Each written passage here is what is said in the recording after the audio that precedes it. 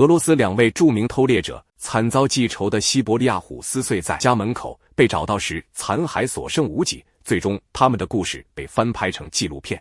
据俄罗斯第一频道报道，1997年的冬天，47岁的偷猎者弗拉基米尔·马罗夫在一间简陋的木屋中披上厚重棉衣，检查完猎枪与弹药，吻别妻子。随后，他与一位老朋友驱车驶入被积雪覆盖的远东密林。这片被称为冰封虎林的原始丛林，隐藏着自然界最危险的猎手。他的计划是在山中一间废弃的木屋中宿夜，第二天一早再展开猎杀行动。到了清晨，马罗夫披挂整齐，带着几只警觉敏锐的猎犬出发。猎犬既能护身，也可用来追踪老虎的气味。雪深足足有25厘米，他穿行在冰冷密林之中。忽然，一串巨大的足印映入眼帘，掌印宽厚，爪痕锋利，深深压入雪层，尺寸远超常规野兽。毫无疑问，这是西伯利亚虎的踪迹。马罗夫的心跳开始加速，他握紧猎枪，心中坚信自己只需一枪就能换来一笔可观的收入。他一路顺着足迹追踪了数英里，进入森林腹地。最终，他在一处覆满积雪的山坡后面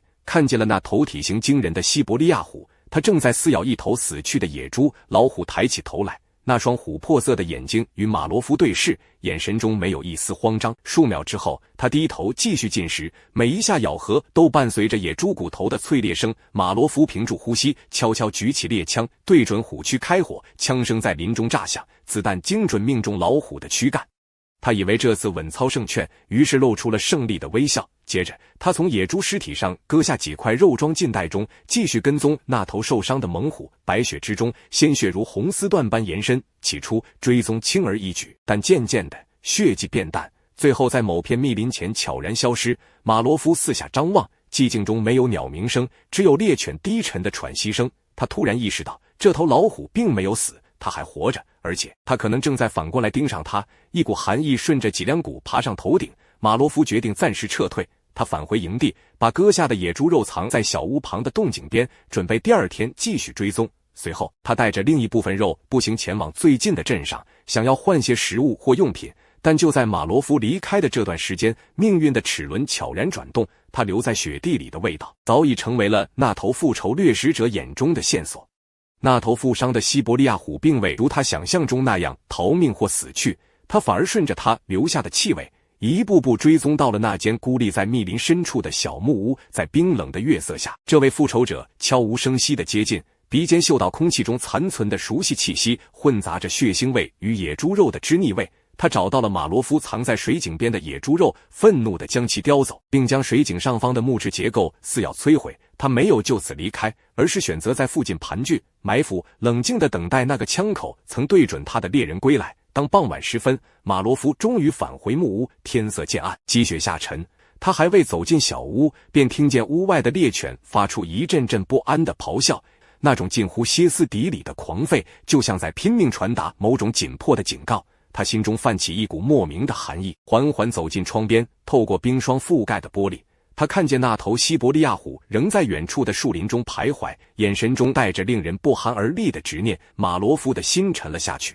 他立刻将猎犬唤入屋内，反锁门窗，手紧握着猎枪。多年的狩猎经验告诉他，如果一头老虎在夺回猎物后仍不肯退去，那他想要的绝不只是食物。他赶紧从墙上的射击孔中举枪瞄准，试图用火力吓退它。两声枪响划破林中寂静，子弹命中老虎的躯干，喷出血雾，但它没有倒下，而是低声咆哮着再次退入林间黑影之中，留下一串断断续续的血痕。为了安全起见，马罗夫决定连夜逃往朋友邓恩的住处。一路上，他回头望了不止一次。他告诉邓恩要赶紧启程离开，但朋友劝他今晚先别走，因为冬夜里必须将汽车水箱放空，以防冻结，无法立即启动，需要等天亮再出发。但马罗夫已被恐惧与愤怒侵蚀，他决心重返自己的木屋，用他最熟悉的方式了结这场噩梦。然而他并不知道，就在他离开的这几个小时里，那头老虎早已闯入了他的木屋。他撞开门板，潜入屋内，用牙齿与利爪肆意摧毁每一件沾染马罗夫气味的物品，衣物、床褥、靴子、工具全被撕碎咬烂。随后，老虎悄无声息地躲在小屋外一处隐蔽的角落，静静埋伏，等待着马罗夫归来。夜幕缓缓降临，林间气温骤降，马罗夫毫无戒心地走向小屋的门口。当他正要拉开门时，那头蛰伏许久的老虎猛然跃起，他扑向马罗夫，将他死死按倒在雪地中。那一瞬间，猎人与猎物的身份彻底颠倒。马罗夫的命运被这头复仇猛兽紧紧攥住。在他们前3次交手后，老虎显然已经没有任何仁慈可言。如今，他要一口一口清算这笔血债。几个小时后，当调查人员接到消息抵达营地时，所见之景令人窒息。整片雪地已被鲜血染透，踩踏平整，仿佛经历过一场血腥搏斗。马罗夫显然在生命最后的时刻试图反抗，奋力挣扎，但在一头愤怒并精通战术的顶级掠食者面前，他根本无力抗衡。现场几乎找不到一具完整的尸体，只剩被撕扯散落的碎骨、布片、血泊。马罗夫的鞋中仍塞着被咬断的双脚，残破的衣袖里露出半截被扯掉的手臂。马罗夫早已不成人形。这起令人发指的袭击事件迅速传开，吃人虎的传闻像风暴一样席卷整片针叶林。马罗夫的故事后来被翻拍成了一部纪录片，名叫《西伯利亚虎最后的怒吼》。林中的居民与偷猎者纷纷仓皇撤离，生怕自己成为下一个被清算的名字。整个西伯利亚森林仿佛变成了一片死亡的禁区。但并非所有人都选择逃离，还有一个人依然留在林中，名叫安德烈·帕丘塔，年仅25岁，是一位捕兽者，靠在林中捕捉野兽，获取毛皮为生。他在森林中设下了陷阱。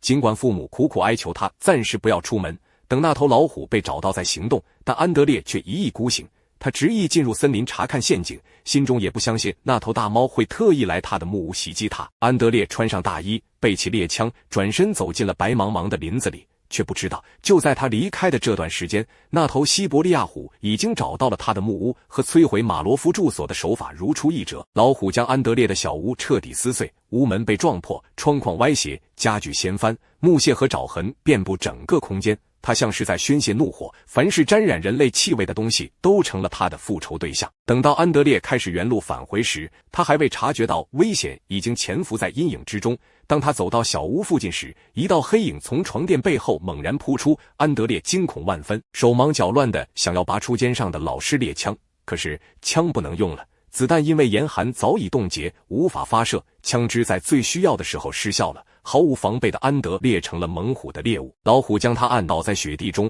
一口咬穿肩胛，再一爪撕开腹部，撕咬、碾压、吞咽，几乎没有留下他挣扎的余地。林间的雪地很快被染成深红色。安德烈失踪的消息传回村庄，他的父亲几乎发狂，组织起所有邻居组建搜救队，冒着风雪踏入林中。整整3天后，他们才在密林深处发现那个令人心碎的现场，地上只有几块破碎带血的衣物，一只断裂的靴子，以及那条他一直佩戴在胸前的十字架链子。他的身体早已不在原地。这时，一个名叫猛虎项目的西方保护组织正在当地推进拯救西伯利亚虎计划。他们希望通过监测与保护措施，防止偷猎者的陷阱彻底毁掉这一濒危物种。讽刺的是，参与这场追捕行动的首席猎人，正是一位毕生致力于保护老虎、反对捕杀的野生动物学家尤里特鲁什。他在这一次被官方赋予了一项与信念完全背道而驰的任务，那就是找到这头杀人虎，并将其就地击毙。特鲁什与2位官员施涅夫和约纳结伴深入林中，他们很快便发现那头老虎留下的线索。从足迹判断，他至少有1条腿重伤。3族踉跄前行，血迹延伸到一片人迹罕至的林区，尽头是一座孤立木屋，屋主名叫施兰克。3人提高警觉，小心接近这座小屋。他们刚走到门口，一声震天怒吼突然从背后炸裂，那头老虎居然再次埋伏在暗处。老虎猛扑向特鲁什，3人惊慌中举枪射击，但为时已晚。特鲁什被那头狂怒的巨兽死死压在身下，利爪撕裂衣物，獠牙刺穿肌肤，剧痛瞬间吞噬了他的意识。施涅夫与约纳在惊恐中连开数枪，一共11发子弹击中了那头野兽。最终，那头饱经枪伤的西伯利亚虎在剧烈挣扎与哀嚎中轰然倒地。特鲁什躺在血水中大口喘息，忍着剧痛寻找自己的步枪，却惊愕地发现步枪的一部分竟卡在老虎的咽喉中。原来老虎扑上来的那一刻，步枪竟也一同被吞入这头食人虎的遗体，随后被吊上卡车运往村庄。经过比对，他正是先前撕碎马罗夫、击杀安德烈的元凶。有专家解释，西伯利亚虎不仅是自然界顶级掠食者之一，还以记仇著称。不管对方是人还是野兽，一旦惹怒他，他就能凭借惊人的记忆力在数周内记账，并精心策划追踪与猎杀。曾一度濒临灭绝的西伯利亚虎，近年来通过保护项目得以恢复种群数量，几十年来，这种猛兽稳坐食物链顶端。然而，随着人类不断向针叶林腹地迁入，局势开始发生变化。苏联解体后，大量民众为了谋生，涌入这片资源丰富却危险重重的森林区域。西伯利亚虎、野猪的肉在靠近中国边境的黑市上极为抢手，对马罗夫这样的人来说，非法狩猎几乎成了他们在崩溃的经济体系中赖以生存的唯一方式。事后，那只老虎的皮被包下，悬挂在地方行政总部的大厅中，提醒着所有人，当人类越过自然的边界线，闯入猛兽的领地时，所引发的后果往往惨不忍睹。南非38岁偷猎者盗猎犀牛角，结果惨遭大象踩死，紧接着又被狮群撕咬分食，救援人员赶到时只剩头骨。据南非先驱报报道，2019年4月1日晚，偷猎者马卢西和他的3名同伴肩背武器，结伴进入非洲最危险也是最神秘的自然保护区克鲁格国家公园，开启了一场非法的狩猎之旅。他们的目标是在黑市上价值连城的犀牛角。尽管犀牛角的主要成分不过是角蛋白和人类的头发、指甲，并无本质区别，但在东亚某些地区，它却被奉为珍贵药材，声称能解毒、清热，甚至抗癌。每克犀牛角的价格甚至超过黄金。只要这种需求存在，偷猎行为就不会停止。而目前这种需求并没有任何下降的迹象。马卢西与同伴们选择在夜晚出发，为了避开反偷猎巡逻队的巡查视线，银白色的月光洒在边界的铁丝网栅栏上。3人动作娴熟地剪断铁丝网，用铁钳掰出一个仅供匍匐钻行的洞口。他们将一块石头立在洞口边作为记号，以便逃离时找到原路。然后他们悄无声息地钻进了克鲁格国家公园的深处。深夜静得可怕，他们踏入非洲荒野。马卢西深吸了一口气，手指下意识地握紧了枪柄。他知道今晚要么发财，要么死。灌木丛摇晃着，树叶簌簌作响，每一个细小的动静都能让人心跳骤停。他们眼观八方，耳听四面，寻找着任何犀牛留下的蛛丝马迹。不久后，马卢西忽然停住了脚步，他蹲下身，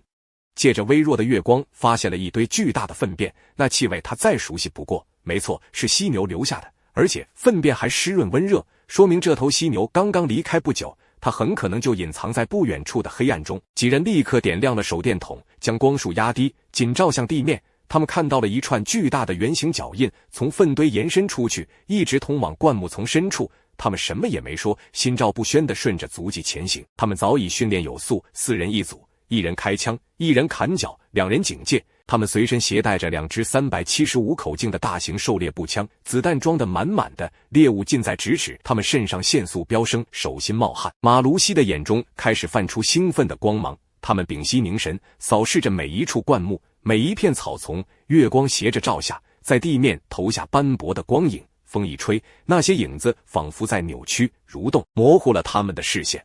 远处一声低沉的咆哮划破夜空，那是狮子的声音，伴随着微风穿过金合欢树，树枝在头顶发出沙沙声。然后他们听见了另一种声音，是犀牛粗重而低沉的喘鼻声，声音近得惊人。就在他们面前几英尺远的黑暗中，几人像被定住了一样，猛地停下脚步，身体紧绷，几乎不敢呼吸。他们努力眯起眼，透过灌木缝隙向前看。终于他们看见了那庞大的剪影，那是一头白犀牛，正低着硕大的头颅，缓缓地啃食着地上的青草。它肩部高达2米，厚重的皮肤犹如铠甲，泛着灰白色的光。它那庞大的身体超过1800公斤。犀牛似乎没有察觉到几米外的偷猎者，完全沉浸在夜色下的密室中。这是一头成熟的雌性犀牛，头上那根前角格外引人注目，锋利而修长。这正是偷猎者梦寐以求的。马卢西的心跳剧烈加速，他缓缓举起手中的猎枪，手臂因紧张而微微颤抖。他侧过头，将眼睛贴上冰冷的瞄准镜，屏住呼吸，10字准星稳稳地落在犀牛的前肩。只要扣动扳机，一声枪响，他们就能立刻扑上去锯下犀牛角，并迅速撤离。但命运在此刻突然扭转，他们所有人的注意力都紧盯着犀牛，没有一人察觉。就在他们右侧几米外的浓密灌木中，一头公象正悄然注视着他们。他那宽大的耳朵微微扇动，眼中闪着警觉与怒意。这头象早已察觉到入侵者的存在，他不仅嗅到了人类的气味，更感知到了威胁。突然，他高高扬起鼻子，发出一声惊天动地的巨响，震得周围草叶抖动，飞鸟四起。大象发动了冲锋，如一辆失控的巨型坦克从灌木中怒吼而出，直奔4人而来。马卢西的同伴被突如其来的咆哮惊得魂飞魄散，立刻向两侧扑开，跌进灌木丛里。但马卢西的眼睛还紧贴着瞄准镜，专注于猎物，完全没意识到来自身后的死亡阴影。等他听见身后地动山摇般的踏地声时，已经太晚了。大象如闪电般撞向他，那瞬间，他仿佛看见一堵灰色的山墙朝自己倾覆。他整个人被象牙勾起，腾空而起，飞出了数米远，像布偶一样狠狠摔在坚硬的地面上，发出沉闷的一声。白犀牛受到惊吓，立刻转身狂奔，消失在密林中。马卢西的3名同伴惊恐万状地回头，只见那头庞然大物没有丝毫停顿地踏上前去，一只巨大的象脚稳稳地落在马卢西胸前，宛如一道巨锤落下。他发出一声撕心裂肺的惨叫，然后是骨骼断裂的脆响，2吨重的力量碾压而下，马卢西的胸腔瞬间塌陷，肋骨碎裂，鲜血顺着嘴角涌出。马卢西清晰地听见了自己骨头断裂的声音，他发出一声撕心裂肺的惨叫，随即声音戛然而止，像是空气被抽干。大象缓缓将脚抬起，甩了甩头，厚重的耳朵扇动了2下，在夜风中显得格外沉重。他转身，重重地踏入灌木丛，不带一丝犹豫，庞大的身影很快隐没在黑暗中，只留下一片被践踏过的土地和一个濒死的人。马卢西倒在地上，四肢无力，他的身体像被抛弃的破布娃娃，微微颤抖着。他的3名同伴这才惊魂未定地奔过来，跪在他身旁。马卢西的脸色苍白，嘴唇发紫，肺部传出嘶哑的破裂声，每一次呼吸都像锈钝的锯子在拉扯空气。他勉强睁开眼睛，眼神混沌，像是在水里看世界。目光扫过身边的人，似乎想说什么，却终究没能发出声音。几秒钟后，他又缓缓闭上了眼睛，呼吸急促而微弱。3人几乎是用尽全身力气将他架起，像拖着一具即将沉入水底的尸体，跌跌撞撞穿过高草和荆棘，沿着模糊的来路狂奔逃命。可是夜色如迷宫般重重包围着他们，恐惧、疲惫和罪恶感混杂在一起。他们迷失了方向，月光下的丛林静得诡异，四周仿佛长得都一模一样。他们愈走愈深，直到在一道低矮的土坡下，他们终于跌落到一条狭长的沥青公路上。那一刻，3人几乎是本能地停住了脚步。他们知道这条路，这是反偷猎巡逻队的必经路线，如果被抓到，等待他们的将是铁窗和重刑。太阳即将升起，他们犹豫了1秒，然后做出了决定。他们将马卢西轻轻地放在路边的干草中，身体蜷曲，脸朝天。他们没敢多看，转身就跑，像老鼠一样消失在灌木中，彻底抛下了这个曾与他们并肩作恶的同伴。月光洒在马卢西奄奄一息的身体上，他的呼吸越来越慢，每一次气息都仿佛从胸腔最深处挣扎着挤出来，带着血泡与废裂的沾响。长草中的蟋蟀仍在叫个不停，但在这死寂的夜里，它断断续续的喘息和微弱呻吟变得格外清晰。克鲁格国家公园的夜晚从不缺少觅食者，附近传来猎狗和豺狼的叫声，它们在距离不远的草丛间游荡徘徊，嗅着空气中血的气味。草丛中还有更大更沉重的东西正在移动，他的脚步缓慢却坚定。突然马卢西感到一阵异样，他的眼珠缓缓转动，想要看清黑暗中那道逼近的影子。结果灌木丛猛地一震，一头狮子迅猛的身影从高草中无声扑出，几秒钟之内，他已经扑在了马卢西的胸膛上。马卢西感受到一具温热而强壮的身体沉重的压下，将他残破的胸口再次碾碎。下一秒，锋利的獠牙咬住了马卢西的喉咙，深深刺入血肉之中，完成了致命一击。第二天清晨，马卢西的3名同伴终于拨通了电话，告诉了他的家人这个残酷的消息。家人悲痛欲绝，难以接受这个事实，却仍抱着一线希望，想要找回马卢西的遗体。于是他们联系了克鲁格国家公园的区域护林官唐英格利希，一位与偷猎者斗争多年的资深护林员。他向家属承诺将尽全力找到马卢西，无论他是生是死。第二天一早，护林队员组成了小队，踏入马卢西可能失踪的区域，展开地毯式搜索。他们手持步枪，穿越荆棘丛林，警惕着任何可能的野兽或线索。而与此同时，公园的空中巡逻单位也启动了固定翼侦察机。第一天的搜索持续到傍晚，但夜色如幕般迅速落下，搜寻行动被迫暂停。第二天一早，搜救队再次出发，扩大了搜索半径。终于，在象群袭击发生后的第3天，搜救队在公园南部鳄鱼桥区域发现了某种令人毛骨悚然的东西。那不是一具尸体，那只是一颗孤零零的人类头骨。表面被舔得干干净净，旁边是一条被撕裂的裤子，布料上沾有干涸的血迹和泥土，其余的骨骼和器官全都不见了。这就是马卢西仅存的遗骸。四周的草丛中有大量大型猫科动物踩踏过的痕迹，还有零星的毛发和排泄物，很可能是一整个狮群在马卢西生命的最后几个小时里将它完全吞噬，连骨头也未留下。搜救队还发现了几支遗弃的猎枪和成盒的子弹。不久之后，南非警方循线追踪，成功逮捕了马卢西的3名同伙，他们的年龄在26岁至35岁之间。他们在讯问中承认了那一晚的潜入行动，并描述了马卢西被向袭击的过程。3人随即被拘押，面临多项指控：非法持有枪支和弹药、合谋从事野生动物偷猎，以及非法闯入自然保护区。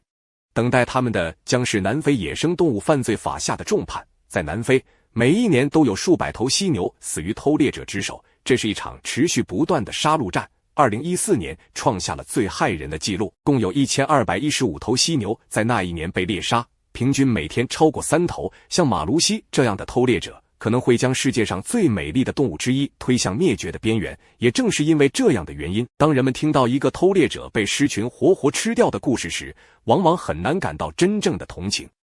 印度7岁男孩当众被老虎叼走吞噬，1个月后，护林员也惨死虎口，现场血迹斑斑，却无人敢开枪击杀猛虎。据印度快报报道，2025年4月25日，苏明一家踏上了前往加内什神庙的朝圣之路。他们是来奉上一份象征性的婚礼请柬。按照传统，这份请柬并不是期盼神明真的回复，而是一种表达敬意与祈求庇佑的仪式，把神明与祖先纳入新婚的祝福，让他们在所有亲属之前见证这场结合，赐予新人好运与平安。而最兴奋的莫过于年仅7岁的卡提库姆，他早就听家人说，这座庙宇比他们去过的任何地方都要宏伟，仿佛一座真正的神迹。他知道这趟行程会很长，会有许多繁琐又难懂的仪式和祈祷，那些长时间的吟诵对他来说未免无趣。但这并不是让他心跳加速的部分，真正让他向往的是那座色彩斑斓、装饰的仿佛梦境一般的神庙。庙里堆满了芬芳的花朵与摇曳的烛火，每一处墙壁、柱子都镀着银、金、铜。当阳光穿过穹顶的缝隙洒落进庙宇时，整个空间就像被撒上了一层会呼吸的、闪闪发光的魔法粉末，耀眼的让人移不开眼睛。每次去神庙，卡提库姆都沉醉在那种神圣又梦幻的氛围里，百看不厌。他听说这座神庙比他见过的任何一座都要壮丽，他迫不及待地想亲眼看看。那天凌晨，天还未亮，卡提库姆就被轻声叫醒，揉着朦胧的睡眼，和父母、祖父母一起挤进一辆出租车，随着晨雾出发。等到第一缕晨曦从地平线上探出时，苏明一家已经抵达了通往神庙的山道。那是一条蜿蜒向上的石板小径，足足有1英里多，路两旁立着彩绘的石碑，上面刻着象头神家内饰的图像，散发着淡淡的檀香味。卡提库姆一看到那条路，整个人就像被注入了无穷的兴奋和好奇。他根本没觉得疲惫，反而几乎是一路小跑着往上冲，小小的身影不停回头催促家人。等他终于踏进神庙的那一刻，眼前的景象让他屏住了呼吸。那座古老的庙宇比他想象中还要辉煌，中央的祭坛金光闪闪，铜与银的反射与阳光交织在一起，整个空间像是镀上了一层流动的圣洁光环。墙壁上嵌着宝石般的彩色玻璃，散落在地面的花瓣与烛火的香气交织，仿佛置身梦境。卡提库姆睁大眼睛，生怕错过任何一个细节。他学着父母和祖父母的样子，虔诚地合十、低头、跪拜，努力让自己看起来像个懂事的信徒，连呼吸都放得轻轻的。然而中午时分，随着冗长的诵经逐渐结束，神秘感也一点点褪去，仪式的重复和祈祷的节奏慢慢超出了一个7岁孩子能忍耐的极限。卡提库姆长长地舒了口气，终于走出庙宇，回到明亮的山道上，心情明显放松下来。回程要比上山时更有趣。阳光洒满石板路，山道两侧蹦跳着一群调皮的猴子，他们胆子很大，甚至会直接伸手从朝圣者的掌心里接过零食吃，逗得卡提库姆哈哈大笑。还有几头高大的骆驼驮着游客慢慢下山，一个驯兽人见他盯得眼睛发亮，干脆把他抱上骆驼背，让他在高处巡游了几分钟。小小的男孩高兴的笑声在山谷间回荡。陪在他身边的奶奶迪亚则一直走得很慢，时不时从沙砾的暗袋里掏出藏好的甜点，偷偷递给他。他们一边嚼着香甜的点心，一边看着走在前方的父母和祖父母，漫不经心地聊着一些只有他们懂的小话题。走到半山腰的时候，山道拐过一片芒果林，微风里带着淡淡的果香。迪亚忽然停下了脚步，他年纪大了，膀胱早已不比年轻时那样能忍，他已经憋了20多分钟，实在坚持不住了。于是他让卡提库姆帮他看一下路口，如果有人过来就吹口哨提醒他。卡提库姆乖乖地点点头，站在路边警惕地张望着前方。然而迪亚才刚刚离开石板路不到2米的距离，当他转身走进林子深处时，背后突然传来一阵诡异的窸窣声，紧接着是一声低沉的带着野性威胁的嘶吼，那声音陌生又致命，像是森林里潜伏已久的某种猛兽苏醒了。迪亚猛地回头，只见一道橙色的残影从芒果林的阴影中闪出，那速度快得几乎超出人类的视觉反应，那道残影眨眼间扑向了卡提库姆。那是一只老虎，名叫卡纳提，公园里新来的年轻雌虎之一。他将卡提库姆扑倒在地，一口咬住他的头颅。迪亚清晰地听见那一声脆响，那是骨头碎裂的声音。老虎叼住卡提库姆，猛地甩动身体，整个过程几乎没有一丝停顿，随即就叼着他冲进了前方的树林，动作轻盈却迅猛，像一阵狂风卷走了小男孩瘦小的身影。卡提库姆连反应的机会都没有，他稚嫩的手脚在空中无力地摆动。早在2025年3月，印度兰塔博尔国家公园里出现了3只年轻的孟加拉雌虎，按理说这是濒危物种的希望之兆，3只雌虎意味着新的领地会被建立，未来将诞生更多幼崽，为逐渐减少的虎群注入新的生命力。然而这份喜讯背后隐藏着巨大的隐患。兰塔博尔和印度许多国家公园一样，建在重要的宗教圣地旁，这里是供奉象头神加内什的特里纳达加内什神庙所在地。就在这起悲剧发生的数周前，一群无知的信徒在兰塔博尔国家公园内竟试图靠近一只带着3只幼崽的母虎，只为拍几张刺激的近距离自拍。那只老虎的尾巴已经僵直，耳朵紧贴头骨，低沉的喉音里透着随时爆发的怒意，危险就在一步之遥。幸运的是，巡逻护林员及时赶到，将他们喝止并带离现场，否则短短几秒内就可能酿成一场血腥惨剧。正是因为这一惊险事件，护林员们在接下来的日子里格外提高了警惕。一方面是因为刚刚发生的这起事故，另一方面也是因为园区里新出现的3只年轻雌虎仍处于适应与探索的阶段，他们在新领地四处游荡，尚未完全确立规则和边界，而在这个过程中，任何闯入他们视野的人类都可能被当作猎物或威胁。老虎本能地将猎物脱离人类常走的路径，他拼尽全力，全速奔向丛林深处，肌肉在奔跑中像绷紧的弓弦般爆发力量，直到肺部再也承受不住剧烈的冲击才停下。当他停下，准备享用猎物时，卡提库姆早已没有了呼吸，软绵绵的身体像一只被丢弃的破娃娃。而此时，身后的山谷已经沸腾，迪亚绝望的尖叫声回荡在群山之间，震得坡下的一群骆驼惊恐乱蹦，其中一只骆驼甚至因为受惊而狂乱甩头，把背上一位穿着丝质纱丽的妇人狠狠颠了下来。女人摔在地上，发出一声短促的惊叫。幸运的是，她除了惊魂未定和一些轻微擦伤，并没有生命危险。迪亚却撑不住了，他的身体在极度的惊恐与休克中逐渐瘫软，双腿再也迈不开，被周围慌乱的朝圣者抬到庙门口。他的双眼死死盯着那片芒果林的方向，嘴里仍在喃喃重复着卡提库姆的名字，直到被人抬上车送往医院急救。护林员接到消息后，立刻分头进山搜寻。他们熟悉这种袭击的规律，驾着吉普一路沿着丛林边缘追踪猛兽可能出现的路径。没过多久，他们就在一片荒凉的野地深处发现了那具残破到让人心碎的尸体，血迹沿着草叶蜿蜒流下。刚刚作案的老虎只吃掉了男孩大腿的一部分，便被逐渐接近的吉普引擎声惊动。他抬起头，眼中闪过野性的不满，最终还是丢下猎物，敏捷地跃进更幽暗的林子深处，消失无踪。护林员们下车时，谁都没说话，只剩下低沉的呼吸声。他们蹲下身，小心翼翼地把卡提库姆冰冷残缺的遗体抬起，放在一块干净的布上。几个人的眼眶已经湿润，最后再也忍不住低头哭出了声。他们曾处理过许多类似的袭击案件，有些遗体比这还要血肉模糊，可这是他们第一次亲手收回一个7岁孩子的遗体。在把遗体抬上吉普车之前，有人特意从背包里拿出一块白布，小心地盖住了男孩破碎塌陷的头骨。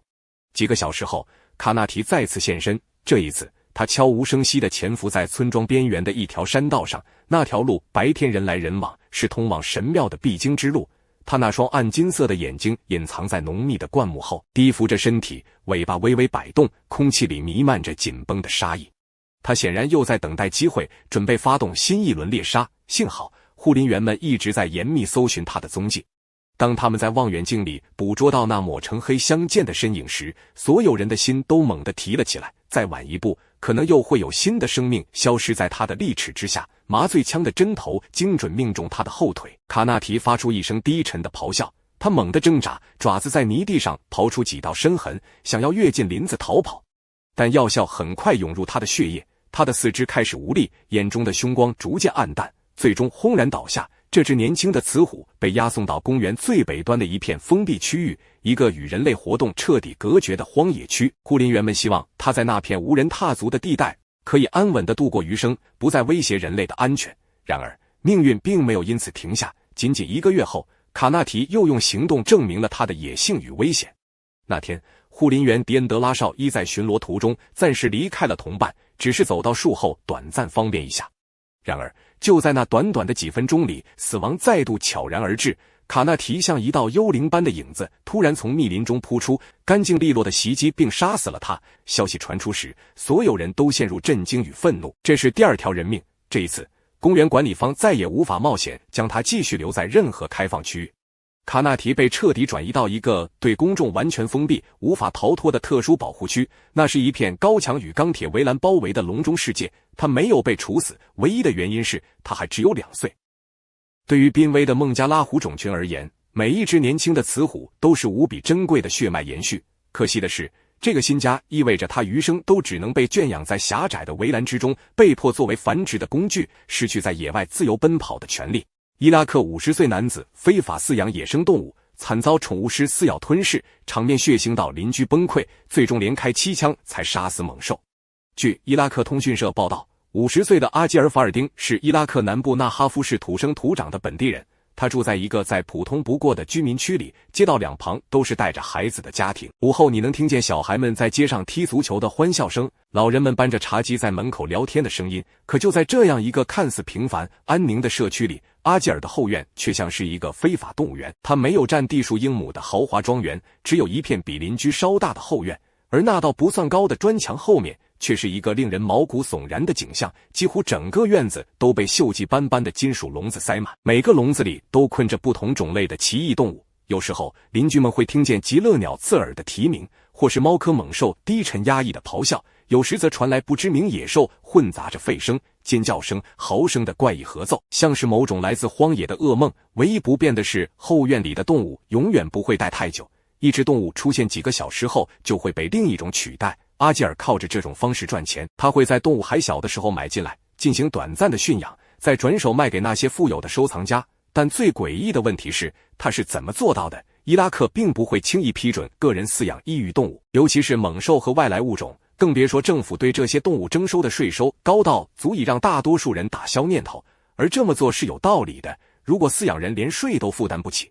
就更不可能给这些危险动物提供合理的饲料、环境和安防措施，更别提保证他们不会逃进街道商人。可阿基尔到底是怎么既负担得起巨额税费，又能在监管的视线下活生生躲藏几十年的？没人知道。他的院墙太低了，有些地方甚至不足4米，笼舍没有双层安全门，没有任何监控摄像头，没有电网，甚至连一个像样的防逃装置都没有。这几乎是一个对邻居、对街道、对整条街所有家庭的公开威胁。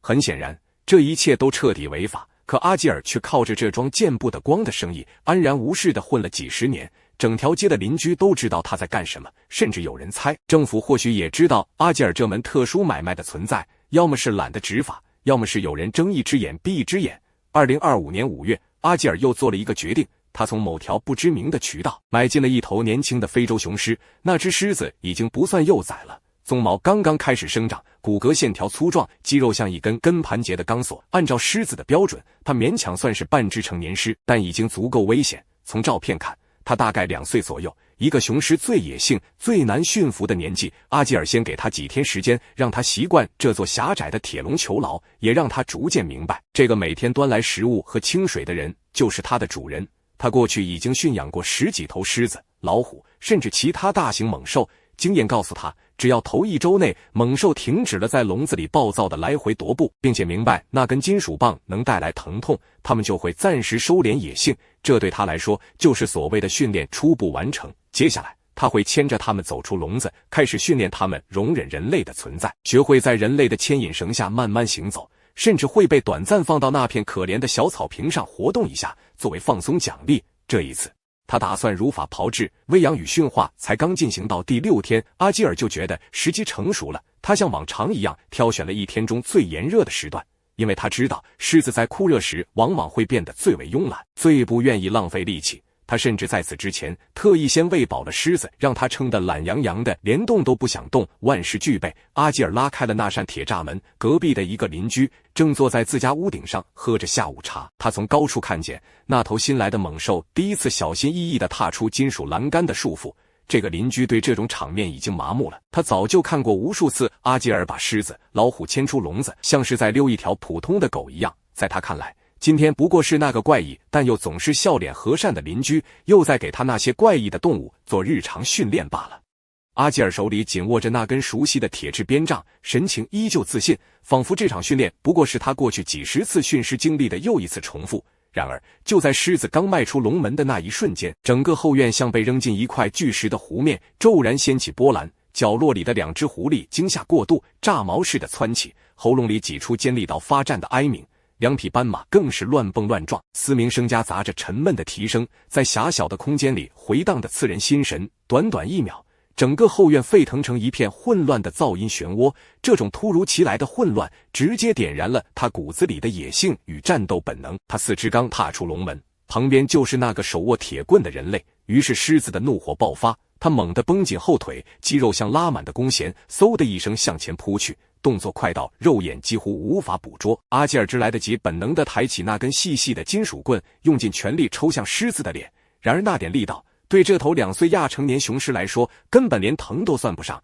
他甚至没有眨一下眼，仿佛只被一只无力的苍蝇拍了一下。下一秒，他怒吼着扑了上来，200斤的野性猛兽像一块钢铁般的巨石从半空砸下，阿基尔整个人被直接扑倒，瘫在地上，脊椎在冲击力下险些断裂，他的惨叫声撕裂空气，比角落里恐惧到极点的斑马还要尖利。狮子的动作精准残忍，目标是喉咙，只是一口獠牙就精准刺进颈动脉，像剪刀一样撕开血肉。阿基尔的恐惧尖叫瞬间被生生掐断，喉咙里只剩下破碎的气声。他拼命抓住狮子稀疏的鬃毛，食指死死扣住，徒劳地想把它从自己脖子上拽开，可手指根本无法撼动那钢铁般的颈部肌肉。生命正以肉眼可见的速度从他体内飞快流失。屋顶上的邻居手里的茶杯哐当一声摔碎在地，滚烫的茶水四溅在脚边，他整个人猛地弹了起来，心跳仿佛一下子停顿。在狮子扑向阿基尔的那一刻，他的反应几乎和猛兽一样迅速。他猛地冲下楼，脚步踩在石阶上发出急促的回响，还没来得及调整呼吸，他就顺手从墙边抓起那只落满灰尘的卡拉什尼科夫步枪，来不及换鞋，他赤着脚飞奔到院外，脚掌拍在炙热的地面上，心跳比脚步还快。他像阿拉伯动作片里的孤胆英雄一样，猛地跃上一个废弃的铁制储物箱，身体重重落在上面，发出砰的一声巨响。这个高度刚好能让他探头越过围墙，看清院子里的惨状。他没蠢到直接翻墙，那院子里可是一头血口大开的发狂雄狮，贸然进去是送命，但这个位置足够他抬起枪口，紧盯着那头猛兽的每一个动作。如果他试图逃出院子，他会毫不犹豫扣下扳机。与此同时，他撕心裂肺地吼着，指挥屋里的妻子立刻报警。等他回过头时，映入眼帘的画面让他胃里一阵翻涌。阿基尔已经没有声息了，那件原本干净的灰色长袍此刻被鲜血彻底浸透，成了暗红色的破烂布条，软塌塌地挂在他身上。而那张曾经熟悉的脸和脖子已经被狮子的獠牙撕扯得不成样子，血肉模糊到和衣服的碎片几乎分不清哪里是人哪里是布。邻居立刻明白他的老朋友死了。短短几分钟，这条街的宁静就变成了地狱。大约20分钟后，警车终于呼啸着包围了整条街道。警察们下车时满脸都是震惊与难以置信，显然没人敢相信居民区有狮子失控咬死人的报警是真的。在他们赶来之前，这条街上的孩子和行人早就被疏散得干干净净，全靠那个邻居一直趴在墙上，声音嘶哑到破裂，拼命把这场噩耗传遍整条街。可就在这短短20分钟里，那头狮子已经吞下了阿基尔大部分的大腿、腹部以及臀部的肉块。当警察赶到，看到的却是狮子依旧伏在尸体旁，低头啃噬，血液顺着他的下颚一滴滴落在地上，渗进尘土和残肉里，像一幅地狱画。他们试图把狮子从尸体旁引开，想制造机会给他打一针麻醉剂，反正人已经救不回来了，至少可以避免继续血腥下去。但狮子根本没停下，反而继续把獠牙深深扎进阿基尔的后腰，撕扯出新的血肉。那一刻，所有人都意识到，这头猛兽要当着30多名荷枪实弹的警察和一个前军人邻居的面，彻底吃掉它的主人。警察一声令下，枪声像雷霆般炸开，硝烟味瞬间充满了整条街。然而，这头亚成年雄狮异常强悍，它怒吼着扑腾，血流成河，却依旧死死盯着猎物，像是不愿放弃最后的进食。狮子足足中了7枪，最终轰然倒地。那一刻，围墙外的人群静默无声，只有混杂着血腥味的风缓慢地吹过。直到今天，这位邻居依然懊悔不已。如果他在最开始就直接开枪，而不是等警察到来，至少阿基尔的家人还能看到一个相对完整的遗体，而不是最终得到一具破烂不堪的残骸，以及一箱从狮子胃里掏出来的碎骨与烂肉。伊拉克政府至今没有给出任何解释，为何阿基尔能把这场危险的生意经营多年，竟然从未被检查过，更没人关心。这种事就发生在一个住满了带小孩家庭的居民区里。这些猛兽到底是怎么被运进来的？又是卖给了哪些外国人？如果这生意是合法的，为什么从来没有任何安全检查？如果是非法的，那又为什么整个街区的人都没人举报？但其实这些问题的答案已经不重要了，因为真正可怕的是，如果这件事能在纳哈夫持续这么多年，毫无阻碍，那肯定是得到认可的。阿基尔家中还有更多被关在破旧笼子里，没有得到任何适当照料的猛兽，他们日复一日的忍耐饥饿和幽闭，他们就像一颗颗随时可能爆炸的定时炸弹，总有一天会把致命的报复降临在他们的囚禁者身上。纳米比亚59岁夫妻沙漠露营，惨遭狮子突袭，丈夫被活活咬死，妻子徒手搏尸死里逃生，现场血肉模糊，吓坏救援人员。据《新时代报》报道，2025年59岁的伯恩特·凯布尔与妻子康妮提前过上了退休生活。伯恩特是一位本地商人，也是一名狂热的自然保育人士。伯恩特通过经营一家贩售越野车及露营、狩猎、生存装备的商店，积累了大量财富，但他从不吝啬，经常支持沙漠狮的保育工作。纳米比亚的沙漠狮子是一种神秘的存在，它们可以在极度严酷、干旱、几乎无法生存的沙漠中生活。沙漠狮因其独特、孤独的生存方式而深受纳米比亚人民珍视、保护与赞誉。尽管数量稀少，但背后有着一群忠实支持者，竭尽全力守护他们。伯恩特就是其中一位。他为保护这些生存岌岌可危的狮群捐出了巨额资金，影响力之大，甚至曾有一头雄狮以他的名字命名。不幸的是，这头被命名为伯恩特的雄狮因连续袭击多个自给自足的小型农场中的牲畜，最终被安乐死。伯恩特的2个孩子海蒂与迪特已成年，而他也已将一生心血投入自然保育的使命之旅上。他们要守护的不只是那群令他们倾注多年心血的沙漠狮，还包括几乎在灭绝边缘徘徊的纳米布犀牛、迁徙踪迹日益稀少的沙漠象，以及在旷野中孤独求生的非洲狼群。为此，他们亲手改装了一辆坚固可靠的4轮驱动车，不仅配备了高科技通讯和追踪设备，还尽可能将一切提高野外舒适度的装置塞入车中。太阳能电板、便携式冰箱、简易厨房、饮水净化系统，甚至在车顶安装了专用帐篷，以防深夜被大型掠食者或蛇蝎类爬行动物突袭。这辆车既是他们的移动堡垒，也是他们的探险基地。他们计划自北向南沿纳米比亚崎岖蜿蜒的骷髅海岸缓缓前行，之后再转向内陆腹地，深入野性之地。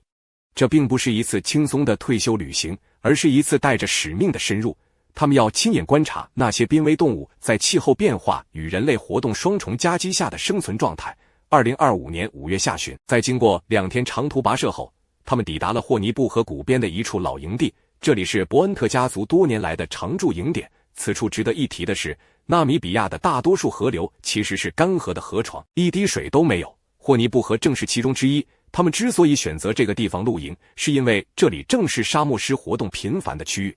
此外，还有另外2辆载着朋友的车同行，他们都是同样致力于野生动物保育的伙伴，共计6人。伯恩特夫妇与他们的好友一家，野生动物摄影师杜克·亨里克。此前他们就接到过消息，说这群沙漠狮濒临饥荒，近乎饿瘦。由于纳米比亚近来经历了罕见的雨季，大多数猎物迁往内陆更绿的地区觅食，使得沙漠狮留在海岸边却无猎可捕。几年前，杜克曾拍摄一部以一头母狮查理为主角的纪录片，并在戛纳电影节上展映。这次他们特别前来寻找这头母狮所在的狮群，并试图通过查理项圈上的定位信号追踪，判断这个雨季对他们的影响到底有多严重。他们驾车2天，终于抵达河边，并搭好了营地。由于山风猛烈，他们将车辆围成半月形，以遮挡火焰不被风吹散。但这团火焰却无意间成了灯塔，吸引来了那头曾是杜克·亨里克广受赞誉纪录片主角的雌狮查理。沙漠狮长期受到密切观察，早已习惯镜头、车声与某些熟悉的气味。它能辨认出哪些声音属于猎物，哪些则是那些不怎么反抗的无毛生物。在他看来，人类是猎物中最特别的一种，身形瘦弱，速度缓慢，行为规律，而且很少反击。而此刻，查理已濒临饿死，几周没吃过一顿像样的饭。他将这团萤火视为一次捡现成猎物的机会。那天夜里，风比往常更狂。众人吃完晚餐，早早钻进了帐篷，没有再围着火堆聊故事或泡咖啡。火焰在车阵中孤零零地跳动着，远处的沙丘仿佛也屏住了呼吸。查理一动不动地趴伏在阴影里，一双金色眼睛在黑暗中凝视着车阵。他知道，要成功猎的猎物不能急于行动。他像捕猎多年的幽灵，等待人类脱离群体，裸露在他的利爪之下。哪怕他们都藏进了车顶帐篷，他依然没走。他知道，总会有一个人会从上面下来。凌晨1点30分，机会终于来了。伯恩特因为内急从帐篷里钻了出来，他赤脚踩在车顶的金属板上，一边揉着睡眼，一边顺着小梯子缓缓往下爬。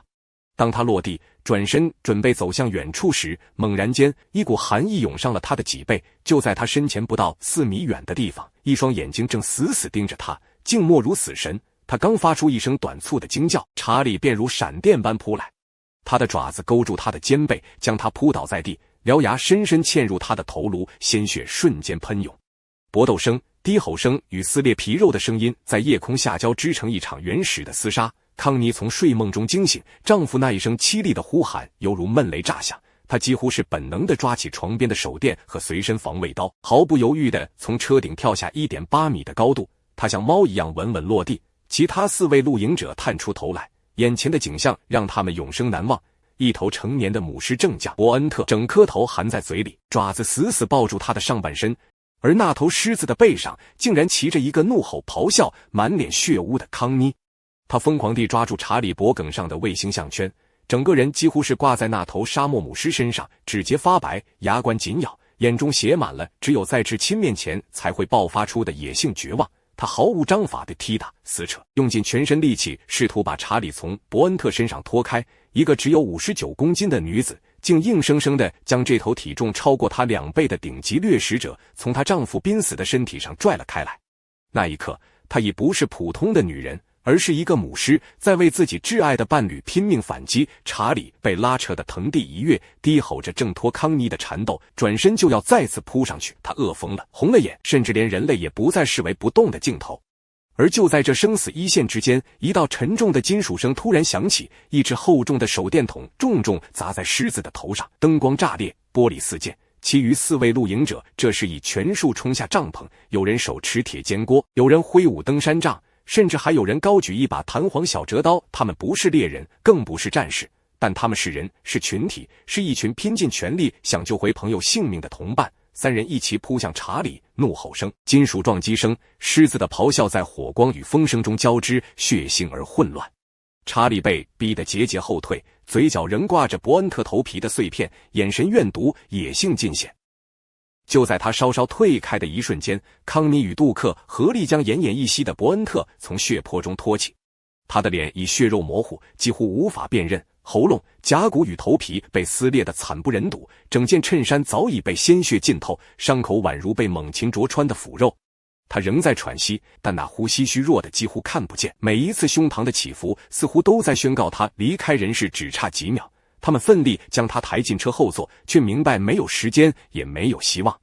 他们根本没机会施救，因为查理还在。这头雌狮一次又一次冲入营地，几乎不惧人类，甚至顶着伤口扑向车灯、锅铲与手电的攻击，狂暴的仿佛整片沙漠在他体内怒吼。每一次他都被人类的临时武器打退，却又一次次返回，像一场旷日持久的报复仪式。他不是为了食物，而是在守护什么更原始的东西。那一夜是人与兽、理智与野性的正面冲撞，是生命最底层的绝望碰撞。在长达数小时的对峙后，查理终于退入夜色，风沙裹挟着他的身影消失在黑暗深处。人们不敢再停留，丢下帐篷与装备，3辆越野车如逃命般疾驰而出，朝着数十公里外唯一有人驻守的旅馆冲去。但一切已经太迟。伯恩特早在路途中停止了呼吸。当保育人员与野生动物局的车队赶到营地时，映入眼帘的是一片凌乱，帐篷被撕碎，食物撒了一地，血迹尚未干透。而在不远处，那头母狮仍旧没有离开。它正蹲在一堆篝火残骸旁，嘴里咀嚼着一只被遗落的皮靴，像一头因尊严破碎而妥协于人类世界边缘的幽灵。救援队本想将狮子击毙，但康妮与他的儿女亲自恳求政府不要杀他，毕竟是他们闯入了他的领地，再加上对狮子来说，那不是攻击，那是求生。这份悲悯一度动摇了野生动物保护委员会的决定。然而仅仅几天后，查理又找到了另一团萤火。深夜，他悄然潜入一顶帐篷，将帐篷连同一名熟睡男子的肩膀一起撕裂。幸运的是，这位男子身上携带了合法持有的枪械，并在黑夜中连开数枪。对查理来说，这声音意味着撤退。男子趁机钻进车里逃生，但这一事件成了压垮骆驼的最后一根稻草。查理已杀死一人，重伤一人，并开始有意识地将人类营地当作觅食目标。他项圈上的追踪器让他的行踪无所遁形，最终他被尽可能人道地安乐死。伯恩特的死亡并非毫无意义。这场悲剧重新点燃了一场老生常谈的争议：当前对狮子的保护措施是否早已过时，急需改革？如今依赖纳米比亚普通民众的私人捐赠和自发行动来维护濒危动物的生存，是不是对大众的极度不公？纳米比亚必须为这些保育项目提供正规培训的专业人员，并赋予他们官方支持和执行力。而康妮如今成了地方上的传奇人物，她是那个曾与狮搏斗而活下来的人，是那个用最原始的爱之力量击退非洲最致命猛兽的女人。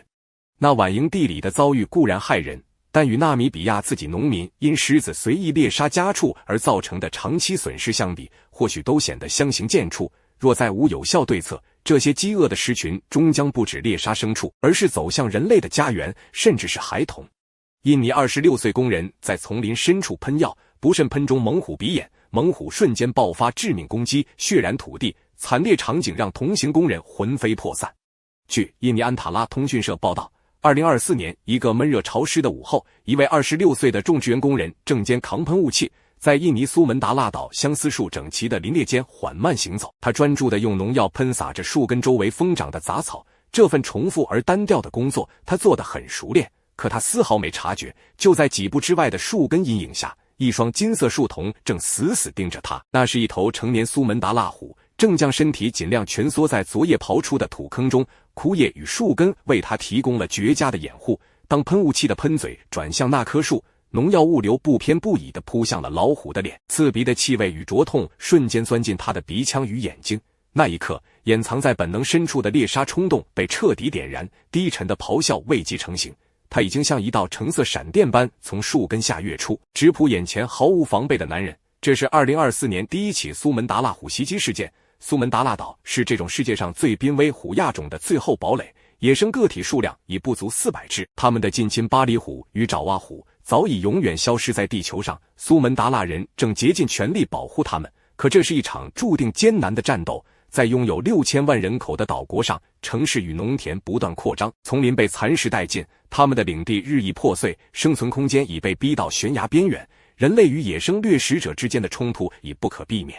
相比更为人熟知的西伯利亚虎，苏门答腊虎的体型略小，成年雄虎一般在180至225公斤之间，而西伯利亚虎可轻松突破270公斤。但千万别被这点差距迷惑。他们依旧是致命的森林之王，能在数秒内结束一个成年人的生命。即便在2024年，关于他们袭击人类的报告依旧在增加，其中大多数发生在丛林边缘或农田地带。当他们已无处可藏时，人类还能把他们逼去哪里呢？2024年5月的一个早晨，天色刚刚泛白，湿热的空气还带着夜里雨水的潮气，廖内省的一处相思树种植园渐渐热闹起来。今天是除草日，3名农场工人早已换上旧而结实的工作服，戴好防护面罩，背起沉重的喷雾罐，喷嘴里将喷出混合了刺鼻除草剂的细雾。他们的任务是保护这些昂贵的相思树。这片种植园几乎全部位于虎类保护区的腹地。当年划定大面积保护地时，农场早已存在，所以他们至今仍在保护区范围内夹缝生存。密集的相思树林几乎与天然丛林无异，枝叶交错，林下阴影深不见底。这样的环境不仅是木材的来源，也成了动物的夜间栖息地。猴群会在枝头跳跃，孔雀拖着长尾穿行林间，偶尔还能看见黑毛的马来熊从树干上缓缓爬下。人们早已习惯了一条不成文的规矩，那就是白天属于人类，夜晚属于动物。这种微妙的默契让冲突大多数时候被避免。然而那天清晨出发的3名工人都已经在这片林地干了超过5年，他们谁也没料到这份平衡即将被打破。当第一缕阳光从东方透过云缝照射下来时，远处的蝙蝠正翻动翅膀，寻找适合白日休眠的枝头。它们的尖叫声与林鸟清脆的鸣叫交织在一起，像是丛林在迎接新的一天。为了尽快完成工作，3人很快分头行动，将喷雾声与脚步声撒向更广的区域。林中大多数动物此刻都在撤退，远离除草剂的辛辣气味，远离喷雾器的嗡嗡低鸣，远离人类的脚步声。可是在种植园右侧的尽头，一棵粗大相思树的树根间正蜷伏着一个夜色未曾驱散的存在，那是一头苏门答腊虎。它的橙褐色皮毛被树根与腐叶的阴影吞没，金色的树瞳在缝隙中静静闪烁。它呼吸极轻，肌肉绷得像弦，耳尖微微抖动，捕捉着越来越近的脚步声。枯叶轻微的碎裂声像一连串倒数逼近它的领地，而他正将自己缩得更紧，等待着那个踩进危险距离的瞬间。不幸的是，这名26岁的工人做事一向细致到近乎固执，他走到哪儿，哪棵树都要喷到一滴不漏。此刻他全神贯注地举着喷药器，对准一棵树根交错的老榕树细细喷洒，丝毫没注意到距离自己脚边不足1英尺的地方正潜伏着一头苏门答腊虎。那是一块融进黑土与阴影的肌肉石块，蜷伏在树根交错形成的天然洞穴中。它的身体被浓密的腐叶与根须掩映，只在昏暗的窝口隐约露出一张橘黄条纹的面庞，金色的眼睛在阴影里静静燃烧，没有眨动，像2盏随时会爆裂的灯。猎手屏住呼吸，连尾尖都没动一下。按理说，如果没有意外，他会一直隐忍，直到这个闯入者走远，然后再无声无息地退回密林。然而意外发生了，喷嘴忽然扫过树根缝隙，一股细密的药物钻进洞口，带着刺鼻的化学气味直灌虎的鼻腔与眼睛。那气味像一把生锈的钩子，从鼻腔深处狠狠刮过，紧接着是灼热的痛感，像有人用火星在他眼里碾碎。他的耳膜仿佛被血脉冲开，低沉沙哑的怒吼从胸腔炸裂，瞬间震得四周空气发颤。然后世界开始慢下来，树根的阴影骤然膨胀，一道橙色的闪电在视野里拔地而起，不是一团带着热浪和肌肉爆裂声的生命向他扑来。工人的瞳孔疯狂收缩，呼吸卡在喉咙。他看到虎的每一根胡须都在震动，看到那双眼睛里闪过的不是饥饿，而是被痛点燃的杀意。一声闷响，右臂被咬住，虎齿瞬间贯穿肌肉与骨头，痛感比雷电还快传到大脑。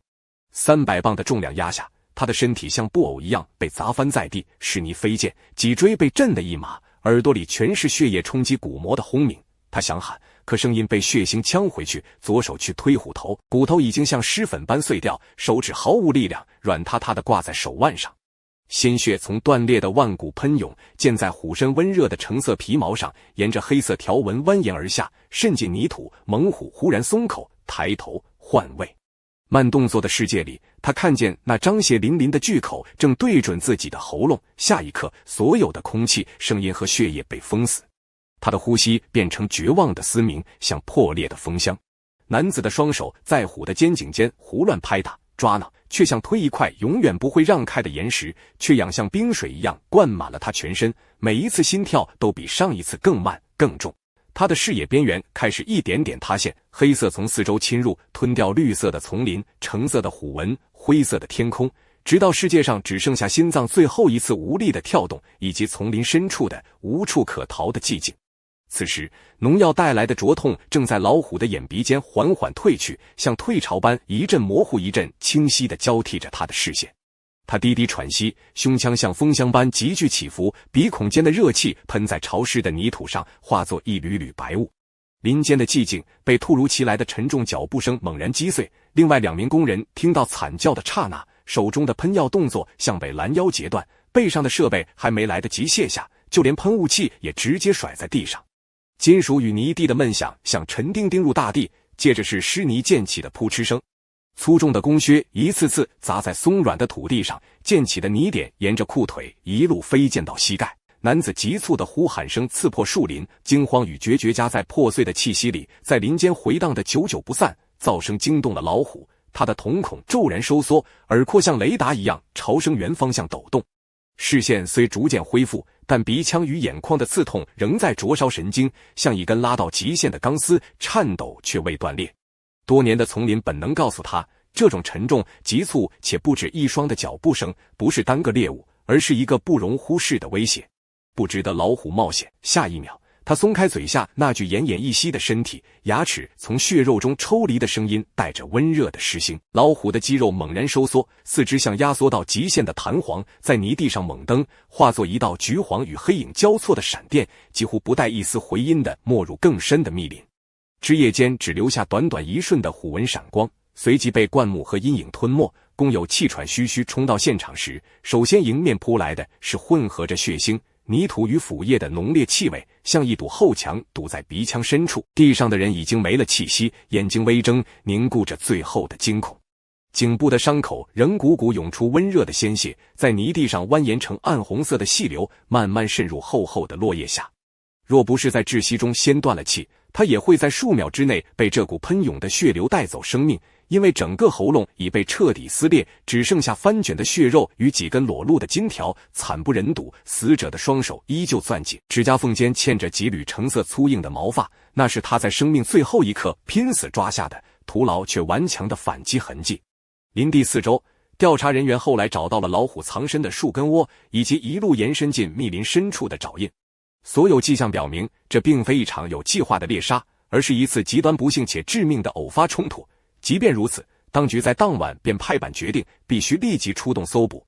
哪怕苏门答腊虎的数量已濒临绝种，杀人就是杀人，必须被处理。